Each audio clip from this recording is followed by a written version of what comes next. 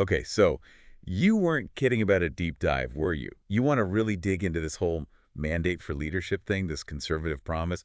It's massive. It's like they sat down and said, all right, let's reimagine the entire U.S. government. What's wild is, yeah, it's not just about tweaking a policy here or there. It really feels like they're trying to, I don't know, change the whole vibe of how the U.S. government operates. And they start with, of all things, the American family. The family at the forefront. Yeah, that's the first big section.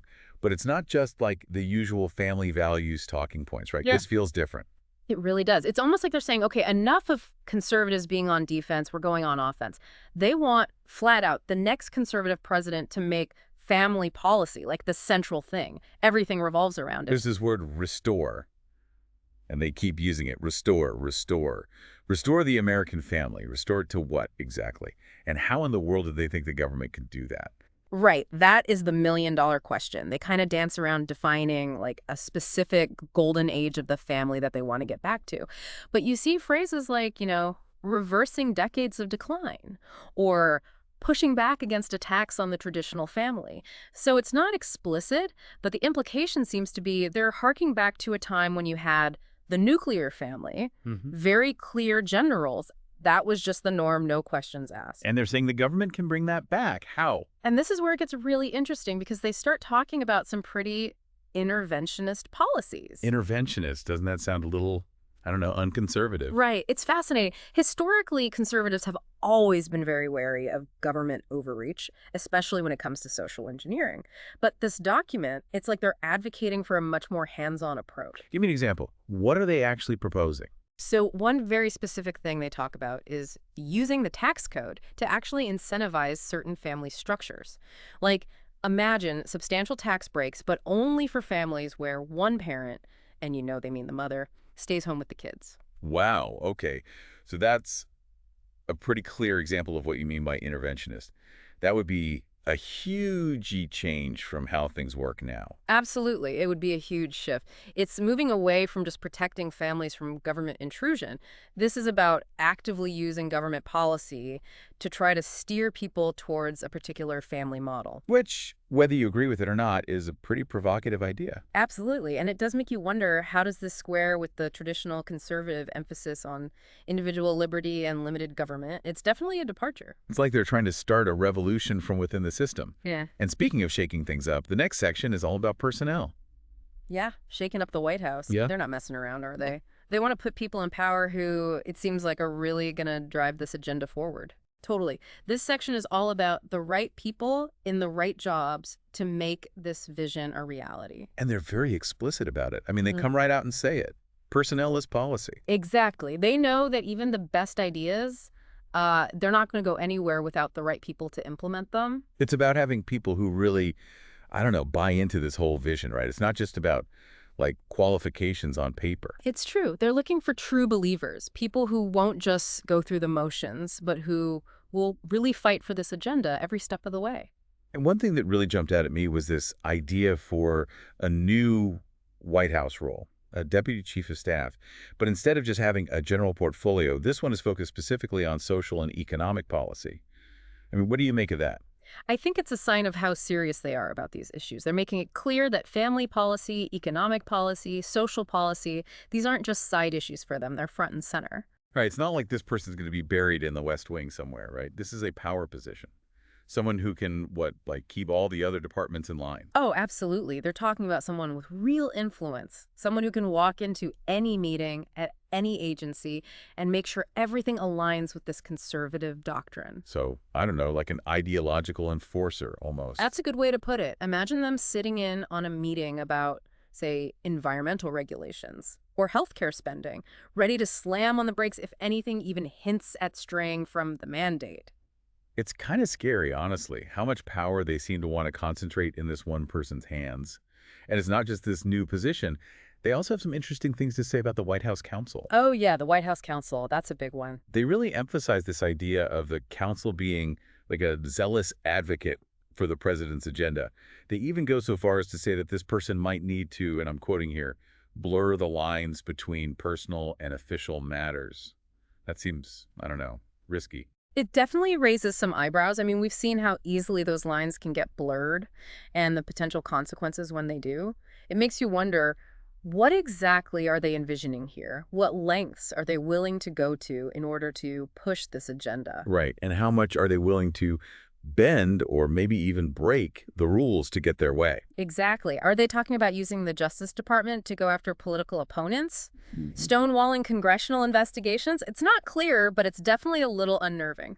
Definitely makes you wonder what kind of executive branch they're picturing with all this. And wouldn't you know it, that leads us right into part three. A more powerful, and get this, smaller executive branch.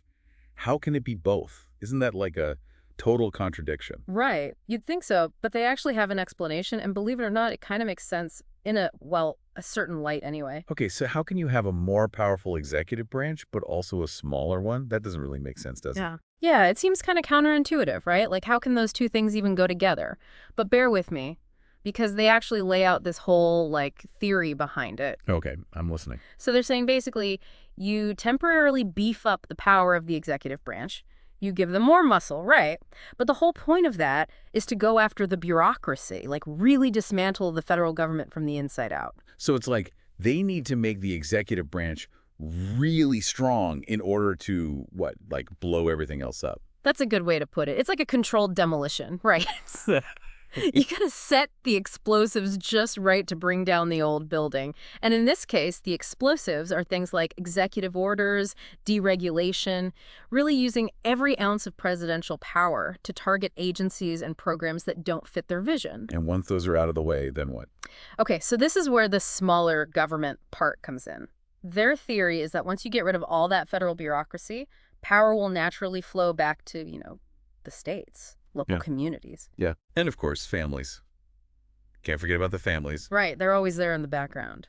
But yeah, it's this whole idea of federalism, right? That the closer government is to the people, the more accountable it is, the better it functions. Okay, so I kind of get the logic, even if I don't necessarily agree with it. But this really goes against the whole traditional conservative thing of being afraid of too much executive power. Right.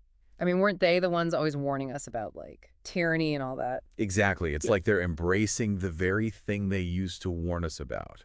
And they even acknowledge that a little bit in this section, like they know it's a tough sell. So how do they square that circle? How do they justify embracing a powerful president when their whole philosophy is supposed to be about limiting government? They argue that it's a necessary evil, that sometimes you need a strong leader to break the back of big government. They say the federal bureaucracy has become so entrenched, so resistant to change, that only a president willing to wield power aggressively can actually rein it in. So it's a short-term trade-off, in their view. A little bit of temporary power in the Oval Office to ultimately shrink the size of government in the long run. Exactly. Whether it would actually work that way, well, that's a whole other question. But it's definitely a fascinating glimpse into how they're thinking. It's like they're playing 3D chess while everyone else is still trying to figure out checkers. Right. And speaking of bold moves, this is where the rubber really hits the road. Part 4 is all about specific agencies, specific programs. They don't hold back. Specific targets, where things get really interesting. Yeah, that sounds about right. Where do they even start? They're going after practically every department in the government. Well, they have some big ideas for education, like, Hmm. and I'm not exaggerating here, they actually talk about completely dismantling the Department of Education. Whoa, whoa, whoa, hold on. Dismantling, as in making it disappear like it never existed. You got it, gone. They say it should never have been created in the first place, that education is a state and local issue. Didn't we already have this fight back in the 80s with Reagan? Hmm. I thought that whole abolish the Department of Education thing was like ancient history. You'd think so, right? It's like a blast from the past. But they're serious about it. They see the Department of Education as this big symbol of federal overreach, especially when it comes to things like, what's actually being taught in schools. Which, I mean, you can understand why conservatives would be concerned about that, right? There's been a lot of talk about, critical race theory and all that. Absolutely. That's a huge part of it. They feel like the federal government has way too much influence over local schools, and they want to put parents back in control. So more school choice, charter schools, vouchers, that kind of thing. Exactly. They're all about that. They want to give parents more options, more control over where their kids go to school and what Yeah. they're learning. Okay, so that part I kind of get. But Completely getting rid of the Department of Education, that seems like a really heavy lift politically. I mean, even if you could somehow get Congress on board, which seems unlikely, wouldn't that be a logistical nightmare? What happens to all the funding, the programs, the people who work there? Yeah, they don't really get into the weeds on that. It's more about the big picture for them, the principle of the thing. All right, fair enough. So, education check. What else is on the chopping block? What about this?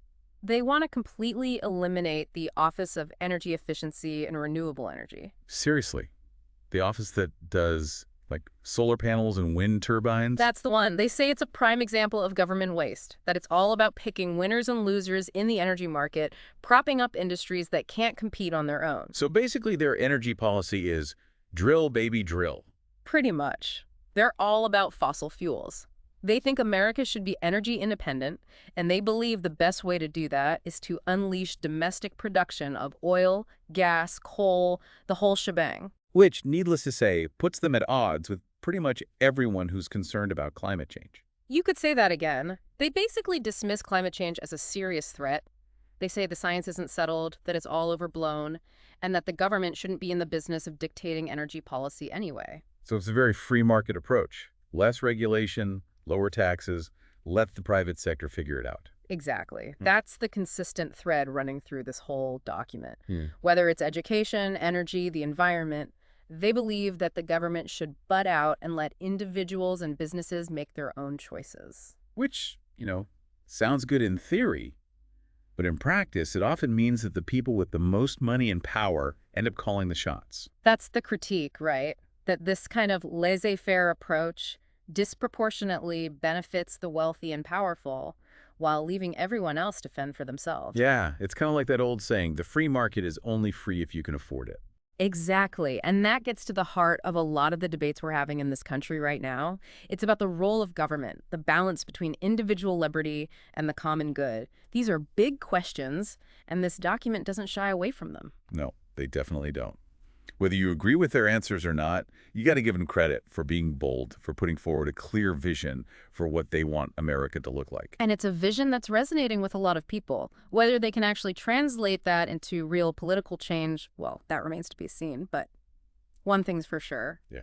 It's going to be fascinating to watch. It always is. Well, folks, there you have it. A deep dive into the conservative vision for America.